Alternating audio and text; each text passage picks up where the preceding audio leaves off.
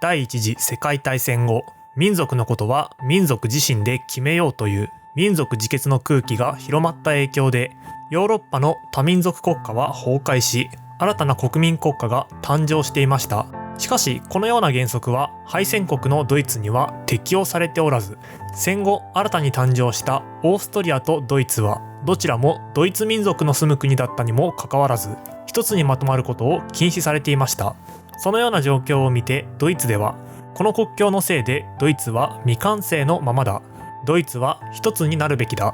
国外のドイツ民族が住む土地を併合しようという考えが広まっていたのです。この考えはヒトラーも持っており、ドイツ民族の住む土地の併合に向けて動いていきます。一番最初の標的になったのがオーストリアでした。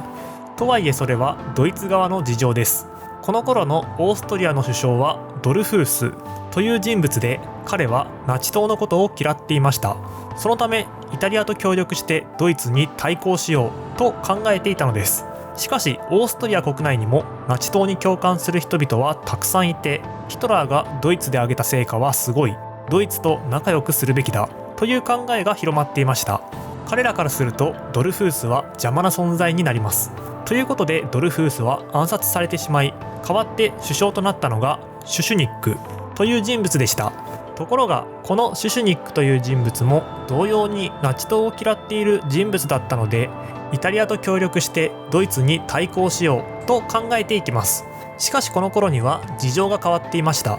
ドイツとイタリアが接近していたのです。イタリアに頼ることができなくなったオーストリアでは、ナチ党に共感する勢力を抑えることができなくなり、政府を挑発しよう、ヒトラーがオーストリアに介入するきっかけを作り出そうと考える人々も現れます。こうしてオーストリアではテロ行為が増えていきました。このような状況を受けてシュシュニックはついにヒトラーとの会談を決定。オーストリアのナチ勢力の動きを抑制してくれとヒトラーに要請しましたが、ヒトラーは逆にオーストリアのナチ勢力の動きを法的に認めろ、そしてその指導者を政府に入れろ、さもなくばオーストリアに軍隊を進めると圧力をかけました。もしもこの脅迫を断れば、ドイツはオーストリアに攻め込んできます。シュシュニックには要求を飲むしか道がありませんでした。しかしウィーンに帰ったシュシュニックは考えを改めます。オーストリアのことはオーストリアで決めるべきだ、国民に聞いてみよう、そう考えたのです。こうしてシュシュニックは国民に対して、オーストリアが独立国家として存続したいか、それともドイツに併合されたいかと問いかける国民投票の開催を決定。当然ヒトラーは激怒します。国民投票をやめさせろと言って、ついにオーストリアへ軍を進める命令を下しました。こうしてドイツの軍勢がドイツ南部に集結していく状況の中で、オーストリアのナチ勢力はシュシュニックに対し、国民投票を中止するようにというヒトラーの要求を伝達。誰か助けてくれる人はいないかと思って周りを見渡してみても、イタリアのムッソリーニはすでにドイツのヒトラーと協力関係になっていたし、イギリスはドイツに対する融和政策を実施して、これはドイツ民族の問題だ、我々が介入する問題ではないという見方に立っていたため頼りにならない。しかも当時のフランスは政権交代の時期で内閣が組織されていないという状況でした。オーストリアが頼れる国はなかったのです。こうしてシュシュニックは国民投票を断念、総辞職に追い込まれてしまいます。こうなるとオーストリアのナチ勢力は止まりません。各地で権力を掌握していきます。そしてついにドイツ軍はオーストリアの国境を越えて進軍を開始。イタリアのムッソリーニは、あなたがオーストリア問題を解決したやり方に祝意を表するという祝電をヒトラーに向けて打ち、ドイツのオーストリア併合を直ちに承認。ヒトラーはこれに対して、私はこのことを決して忘れないという返電を感謝の意を込めて打ちました。翌日20万人の大喝采を浴びながらウィーンに入ったヒトラーは演説を繰り広げ、今こそこの国の新たな使命を私は宣誓する。ドイツ民族の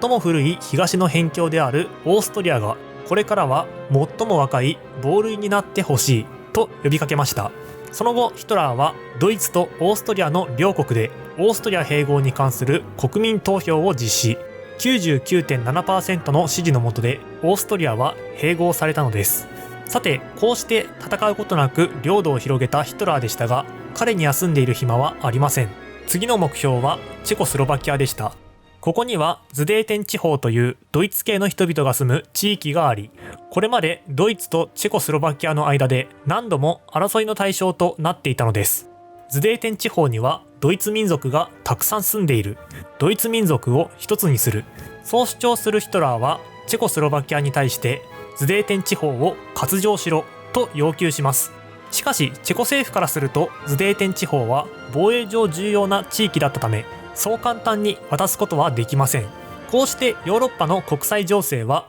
一触即発の危機を招いていきます。ここに至ってイギリスとフランスもようやく危機感を抱き、もしもの時のために備えて戦闘準備を整えていきました。それでもヒトラーは引き下がらず、チェコスロバキアを近い将来に軍事行動によって粉砕する。戦争だけがズデーテン問題を解決する唯一の方法だとドイツ軍に伝達。ドイツでも戦闘準備が整えられていきます。ヨーロッパで再び戦争が起ころうとしていました。ここで動いたのがイギリスの首相ネビル・チェンバレンです。チェンバレンは深刻化するヨーロッパの危機的状況を打開するためにヒトラーと会談。なんとかして戦争を避けようとしましたが、ヒトラーは戦争をする気満々です。ドイツ側の要求はどんどん過激になっていき、イギリスの世論はドイツは調子に乗りすぎている。ヒトラーに譲歩する必要はないというものになっていきました。ヒトラーとイギリス国民双方の板挟みになったチェンバレンは、フランスがチェコスロバキアを支援するならイギリスもフランス側につくしかない。このままでは戦争になる。戦争を避けるために何とかしてくれとイタリアのムッソリーニに助けを求めました。こうしてムッソリーニの取り次ぎにより、イギリス、フランス、ドイツ、イタリアの代表によって会談が開催されます。ミュンヘン会談です。この会談でイギリスとフランスはヒトラーのチェコスロバキアを武力で粉砕し併合するという主張を何とか抑え、武力行使だけはやめさせることができました。しかしそれ以外のドイツの要求は全面的に認めており、チェコスロバキアのズデーテン地方はドイツに割譲されることになったのです。こうしてドイツは鉱山資源が取れる工業地帯を手に入れて、戦争の準備はさらに進展。チェコスロバキアの犠牲と引き換えに戦争は回避されました。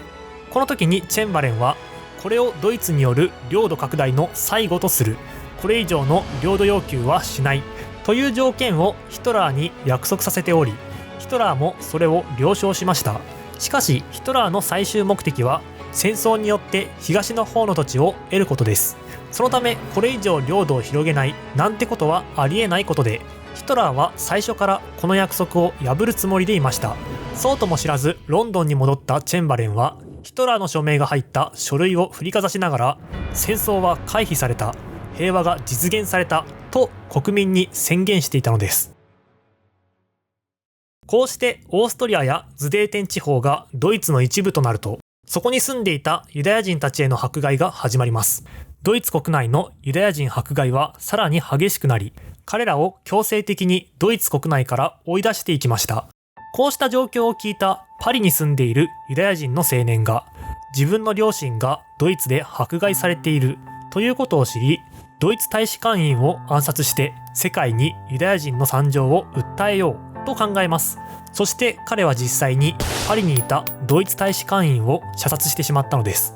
この事件を聞いたヒトラーは激怒しました。すべてのナチ党員に対し、全員が自分の思うがままに行動できるようなユダヤ人に対する最大規模の作戦が開始されなければならないと命令。そのような指示を与えられたドイツ各地のナチ党員はすぐさまユダヤ人への攻撃を開始します。こうして騒動は凄まじい暴力行為へと発展し、この夜のうちにドイツ全土でユダヤ人の集会所、商店、住宅、企業が襲撃され、破壊、放火、略奪するなどの迫害が行われました。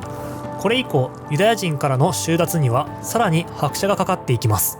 ドイツ人外交官暗殺への償いという名目で、ユダヤ人が所有する財産の 20% にあたる約7000億円がユダヤ人全体に課され、出国するユダヤ人はこれを支払った上で、残りの 25% を帝国出国税として納めなければならず、金銭や物品を持ち出す場合には 90% の関税がかけられました。つまり出国するユダヤ人にはほとんど何も残っていない状態です。ところがユダヤ人が他の国に受け入れてもらうためには彼らが十分な資金を手元に持っていないといけません。こうして国外に移住しようとしたらお金がなくなり、お金がなければ国外移住ができないという状況になり、ユダヤ人はドイツから出られないようになりました。それでもナチ党はヨーロッパからユダヤ人を追放しなければならないという考えを持ち続けていたため、どうにかしてユダヤ人問題を解決しようと考えていき、最後には